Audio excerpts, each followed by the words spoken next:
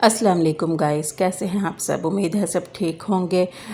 बकरा ईद आने वाली है तो बकरा ईद की तैयारियां खूब चल रही होंगी। बहुत सारे लोगों ने कुर्बानी का जानवर ले भी लिया होगा। तो आज मैं लेके आई हूँ आपके लिए एक ऐसी ही रेसिपी के ईद पर खाया जाता है बहुत ज़्यादा गोश्त।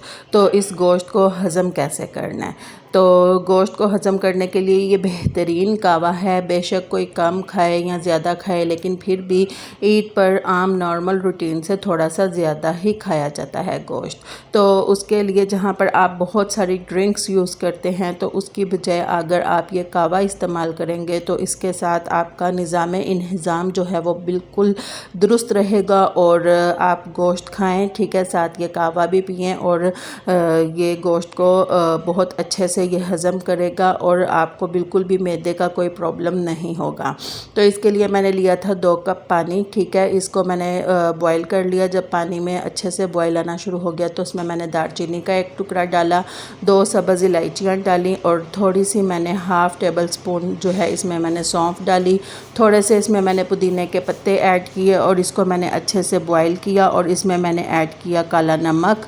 तो आप काले नमक की जगह पर सिंपल नमक जो होता है, पिंक सॉल्ट या जो हम यूज़ करते हैं, वो भी आप इसमें ऐड कर सकते हैं।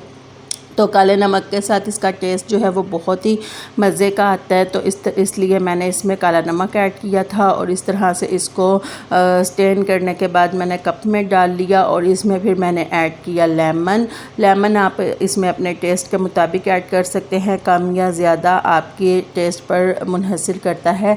तो मैंने इसमें आधा लेमन जो है वो ऐड किया था 1 कप में और इसको अच्छे से मैंने हिलाया और ये बहुत ही मज़ेदार यम्मी टेस्टी सा कावा जो है ये हमारा तैयार हो गया है और ये बहुत ही मज़ेदार है। आप इसको पी के देखें। अगर आप इसमें नमक नहीं ऐड करना चाहते तो आप चीनी भी ऐड कर सकते हैं।